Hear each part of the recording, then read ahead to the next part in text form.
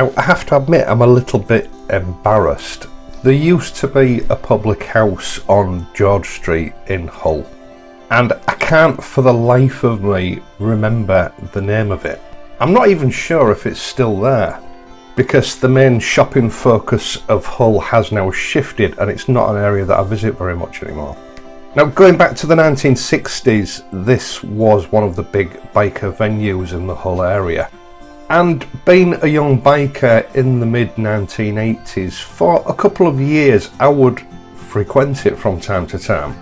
Now biking was nothing like it is now, it was almost non-existent, and this was one of the last strongholds, if you like, of the 1960s, 1970s style of biker. All dressed in their oil-drenched denim jackets and jeans. Guys in the late 20s that were the last vestiges of the 1970s bike scene. Now one thing that stands out most in my mind during that time was a videotape that was circulating, or copies of a videotape. Now there's nothing unusual about videotapes exchanging hands in that particular venue at that time, except this particular one covered the subject of motorcycles. And it was quite a short videotape. I think it was 27 minutes long, or at least that's the figure that sticks in my head. It was completely unedited, and it covered the journey from Hull to Scarborough in 27 minutes. Now anyone who knows that route from Hull to Scarborough will know that even these days, with ample dual carriageways and widened roads, it's an impossible task to cover that distance, which I think is 40 odd 50 miles in 27 minutes. But this tape gained notoriety because this guy did manage this journey in 27 minutes, albeit that the entire 27 minutes was just one long string of road traffic offences and speeding offences. In fact, I think eventually the tape did find its way into the hands of the police, and the guy lost his licence for a considerable period of time. But I digress. This tape was recorded on one of your old-fashioned mid-1980s videotape camcorders. Now we're talking full-size VHS or Betamax here, so the camera must have been huge by today's standards. And from what I remember, the footage was actually captured by a pillion who was sitting on the back, videoing over the rider's shoulders. Now that segment of tape has always stuck in my mind. It gave a perspective that none of us had ever seen before, the ability to record a motorcycle journey. And for obvious reasons, it's something that none of us ever really saw again, not during that time period. But fast forward 30 something years, and a company called GoPro came to prominence with what they called an action cam. Now GoPro are credited with being the inventors of the action cam. In actual fact they weren't. The Chinese had been producing these small generic cameras for quite some time, but they were just a novelty. There was no particular market focus when they sold them, so no one really knew what they were for. GoPro, on the other hand, had a product line that they were trying to promote, and in order to make that promotion successful, it needed to be accompanied by a small, inexpensive camera. And coupled with what again were just generic mounting systems, GoPro were able to market an action camera at many times its market value through a string of very successful marketing campaigns. Now for a few years GoPro was king of the action camera, but the only reason that it was king of the action camera market was because no one else was bothering to make them. The likes of Sony and Panasonic were eminently more qualified to make quality action cameras. They just didn't consider that the market was worth bothering with. That is, until 3 or 4 years ago. Now don't get me wrong, GoPro cameras were okay, but they weren't exactly the cutting edge of miniature video camera technology. And the very second that the big boys decided to get involved, GoPro cameras were instantly several years behind of the competition. Because when you think about it, Sony alone have been making video cameras for over 50 years. Now, I get asked frequently about my camera equipment, and a few weeks ago I produced a video on the DJI Mavic Air that I've started to use in my videos. Today I thought I would concentrate on the action cameras that I use.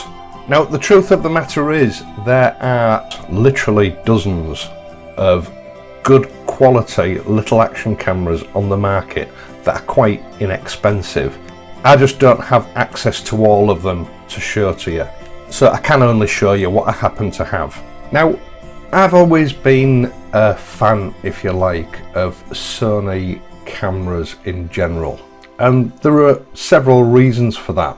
One is that they've been making video cameras just about longer than anyone else that still exists in the market. They're also one of the most prominent manufacturers of professional grade movie cameras. Now, the industry uses them because they're the best, and a lot of that technology that's incorporated into those high-end industry grade cameras inevitably filters down to the consumer grade cameras that you and I use. Over the years, Sony have also collaborated with Panasonic, another huge camera manufacturer for the movie industry. So not only do consumer grade cameras made by Sony contain Sony technology, they also contain licensed technology from Panasonic. So you have basically the intellectual property from two of the largest camera manufacturers in the world incorporated into the product that you buy. And it stands to reason that really, in essence, there is no other camera manufacturer who produce items on the market that can compete with that. So for that reason, the first action camera that I bought was the Sony HDR AS100V. Now, this was about three and a half years ago, and at that time it contained the Exmor R sensor. This is a backlit sensor, again an industry leading sensor that is still in use today because nothing else so far has bettered it. This camera also had a professional grade video recording mode, XAVCS, which again was a collaboration between Sony and Panasonic many years ago. This allows you to record at 60 megabits a second via the Bionz X processor. Now, this is basically the rate at which the camera is able to process the image through the lens, through the sensor, through its processor, and record it onto the card. Now, at the time, and you're talking about 4 years ago, its closest competitor could only manage about 30 megabits a second. So in essence, this camera was able to collect twice the information per second and lay it down onto a card. So to my mind, this literally blew the competition away. Now, as with all three cameras that I'm going to show you today, there are some very detailed technical reviews. I'm not a technical reviewer when it comes to camera equipment, but there are some very detailed technical reviews of these cameras available on here. If you want to have a look at them, I would suggest that you click onto one of those after this video and digest the full picture, if you like. Now, the main drawback with these Sony cameras, and I think it's still the same with the current generation, is that they have a very clunky and non-intuitive menu system for actually using and setting the camera up, which can be a bit of a pain. For me, it's not a deal breaker because at the end of the day, it's image quality that I'm looking for, and I'm willing to put up with that inconvenience in order to capture that image quality. The camera stabilization, or steady shot as it's called, is very good. It gives you a very stable, fluid image. This only falls down if you have the camera mounted on your helmet and you turn your head very quickly. The picture appears to jump in quite an unnatural way. And this is a feature of all three action cameras that I own. Now, I might add that Sony have now overcome this problem, and I'll come to that at the end of the video. Now, this is a laterally compressed camera in that it's long from front to back rather than short and squat like something such as a GoPro. And although that means it can be a little bit cumbersome if it's body mounted, it lends itself exceptionally well to be mounted to a helmet.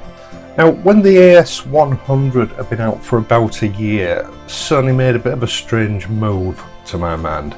They discontinued the AS100 and replaced it with the AS200, which they said was an upgrade. Now, the AS200 is still a current model in Sony's action camera lineup.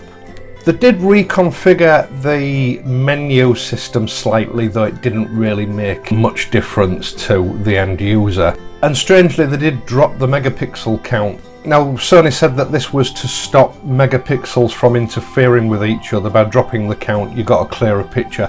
To be quite honest, I can't tell any difference between the 100 and the 200. To me, they are both very similar 1080p cameras.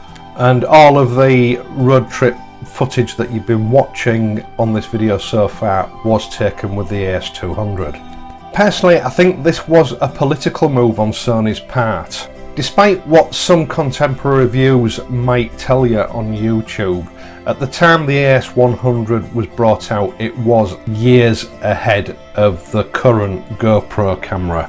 And I think Sony, to be quite honest, realised that they'd gone a step too far with that camera and that they could save some money by reducing the specifications slightly and still produce a better camera than GoPro were currently kicking out. There's no doubt about it, the AS200 isn't obviously a downgrade when you look at the footage it's able to produce, but specification wise it was a slight downgrade, and so it was cheaper to produce. Like I've said, there isn't really anything to choose between the AS100 and the AS200. It is still a current camera, and if you look around you can get it at some real bargain prices.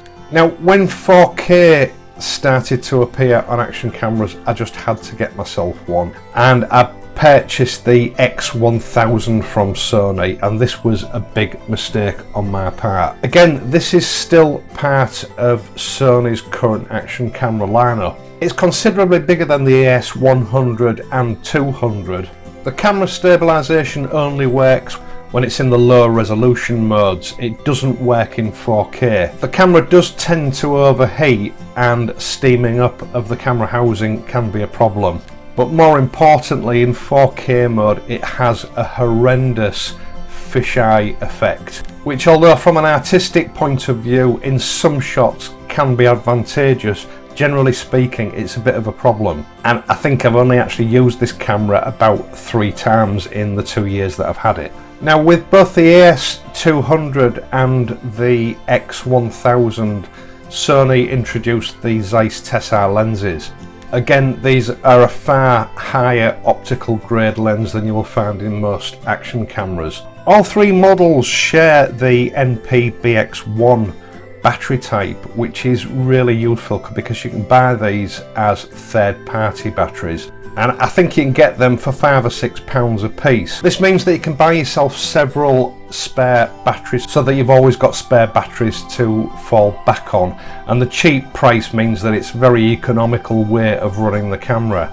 The standard Sony mounting system is very high quality, but it's next to useless. I bin them more or less straight away. All 3 cameras come with a standard 1/4 inch tripod mount, and by purchasing a very cheap adapter, this means that you can use the GoPro type mounting systems. Now, I say GoPro type because I would never actually buy the official GoPro ones. As I've said, the GoPro mounting system was a generic system that GoPro themselves adopted, so you can actually buy the generic items themselves very cheaply on Amazon and put together a camera mount that will meet just about any situation that you're going to need to use the camera in. Now, as I've said, the X1000 from Sony really dropped the ball with this camera. Although it's still in the current camera lineup, it has in a way been superseded by the X3000. Now, this is an industry leading award-winning camera. They've fixed the fisheye issue with this camera, which is something that Sony had to do because they came in for a lot of criticism with the X1000. But more importantly, what they've done is they've ditched the digital image stabilization system and introduce an optical stabilization system. Now what this basically means is that within the camera body, the whole lens and sensor array are housed on a motorized gimbal. This means that you don't have to crop into the image to be able to stabilize it. It gives you a full 4K or 1080p image depending which mode that you're in. And the lens array itself actually moves around inside the camera body in order to stabilize the image. Now, only 4 years ago, this kind of technology was only available in your professional grade cameras, and these are cameras costing £5,000 plus. Sony have started to put this technology in a lot of their consumer grade cameras now, and I know that my normal camcorder, which is also Sony, also has this technology built in, and it is, as a stabilization platform, absolutely fantastic. So which camera should you choose? Now, for your average Joe that rides a bike and just wants to record some of his trips either for posterity or for some of his friends and family to view, a 1080p camera is probably going to be the camera of choice. Generally speaking, they're all of a very reasonable price, and I have to say the AS200 for its price is a very worthy little camera. It is Wi-Fi capable. You can control it from your phone, you can control it from another Sony camera, or you can control it from a dedicated remote control that you can buy as a package with the camera if you want it. If you just want a simple, dependable little camera that will give excellent high resolution 1080p footage, that's the camera to go for. Now, for others, if you have 4K TV or you like to do a lot of editing, the Sony X3000 has got to be the camera of choice. Again, it has GPS and Wi-Fi capabilities, and you can buy it with a dedicated remote control. The optical image stabilization system is light years ahead of anything else on the market, and this is an award-winning camera. You've got the best sensor currently available. You've also got the best processor currently available for use in an action camera. They are expensive. The recommended retail price is around about £500, although I think if you hunt around you can find them around about the £400 mark. Now, this doesn't mean that there are not other good cameras out there. As I said at the beginning, I can only show you what I have and then give you advice based on my experience. The X3000 is a camera that I aspire to but cannot afford at the moment, and I'm certainly not in a position at the moment to just haphazardly buy all different makes and models of cameras to try them out. If you're not a Sony fan, if you don't like Sony, have a look around and do your own research. YouTube is a great resource for doing that kind of research. Now, I hope you've enjoyed this video and found it useful. If you have enjoyed it, please leave a like and subscribe to the channel. I'll have a hunt around for the AS200 and the X3000 to see what the best deal is that I can find on Amazon, and I will leave a link in the video description down below for those of you who might want to have a look. I'll also leave a link for some batteries and mounts that I know are good quality and reasonably priced. Once again, thanks very much for watching. I will be back on Friday as usual, so until then, please ride safely and I'll see you soon.